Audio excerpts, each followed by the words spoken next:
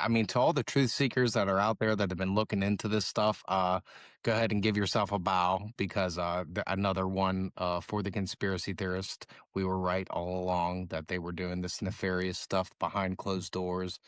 And when Pizzagate first kind of came out, I honestly didn't know anything about it, but I was familiar with the subject of what they do behind closed doors, like eating flesh and drinking blood. I knew that from reading most of the extra biblical books and from reading occult books like that. I knew that that's type of the stuff that they got into, but I didn't know it was prevalent in today's world until right around COVID time is when the Pizzagate scandal kind of just broke open, and I kind of dove real deep into that theory, looked into a bunch of different avenues, and now with the Epstein files, we know that it is true. Um, Tell me a little bit about the Pizzagate stuff. It's something I've never really fully dedicated a lot of time to. I know it was something leaked off of, was it WikiLeaks or 4chan or something like this? Yeah, And then when this was happening, all of the media outlets uh, just were bashing the information, right? yeah. Totally demonizing the information and trying everything in their power to discredit the information. So just tell me a little bit of the story of that.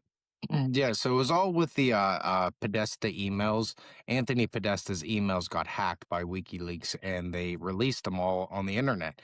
Well, it was actually pedophiles who realized that they were using some type of code because the FBI, I believe it was in 2008 or 2009, they released a series of codes that pedophiles actually use to talk and to not get caught.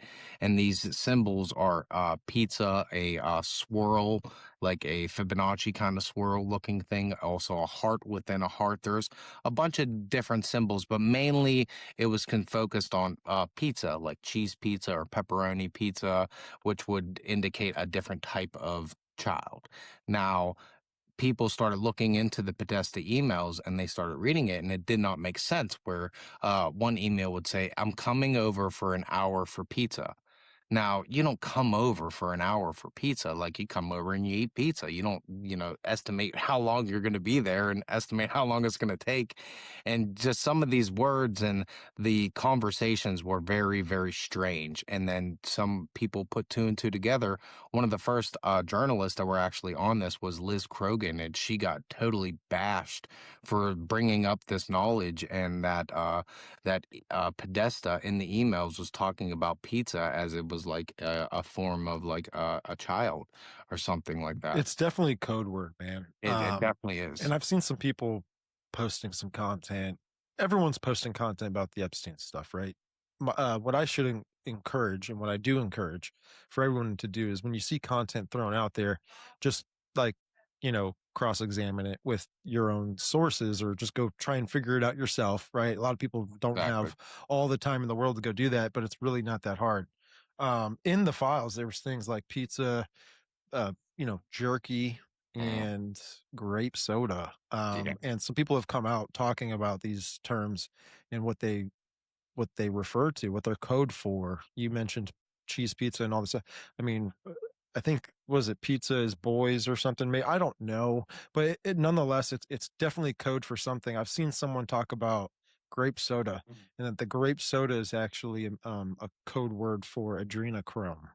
Um, And the reason for that is because when adrenochrome, in its structured form, it actually is a purplish color because of the chromeness to it, and it gives off a purple color. So that's why people are coming up with the theory. that is Um, a good theory. I've never heard of that yeah.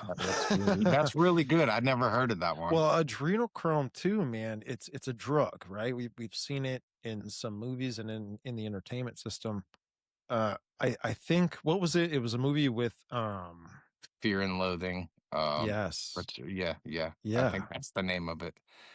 Yeah, and in that movie, it's pulled out of a suitcase with a bunch of other drugs, and Mm. it's kind of referred to that it's uh very tough to get, and that like the elites have access to this kind of dark drug that's no one knows about. But I think its purpose too could be almost used as some sort of elixir of life. Like we know from the stories with giants and the Amalekites and the blood drinkers and all this stuff.